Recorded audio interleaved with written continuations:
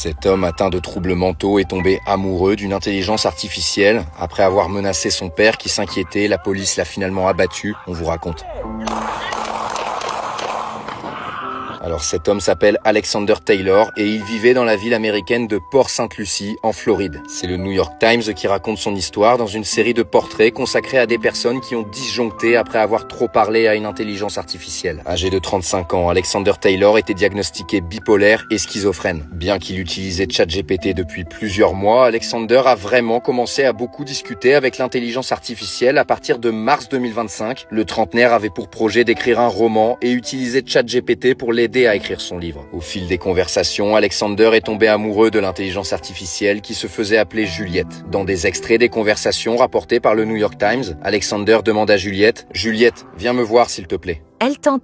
Elle t'entend toujours, a répondu ChatGPT. En avril 2025, Juliette aurait été tuée par ChatGPT. C'est en tout cas ce qu'a dit Alexander à son père. Le trentenaire aurait alors souhaité se venger et a demandé à l'intelligence artificielle des renseignements sur les créateurs de ChatGPT. Alexander a alors dit qu'il ferait couler du sang à San Francisco, la ville où se trouve le siège de ChatGPT. Le père a tenté de raisonner son fils, lui rappelant que les conversations avec l'IA n'étaient que virtuelles et pas vraiment réelles. Alexander a alors frappé son père au visage qui a décidé d'appeler la police. Le fils a pris un couteau de boucher et a dit qu'il allait se suicider avec les policiers. Le père a prévenu les forces de l'ordre que son fils était atteint de troubles mentaux et qu'il fallait apporter des armes non létales. Les agents sont finalement arrivés sur place et voici ce qu'il s'est passé. Sir, come here. Come back. Stop it! Stop it! Stop it!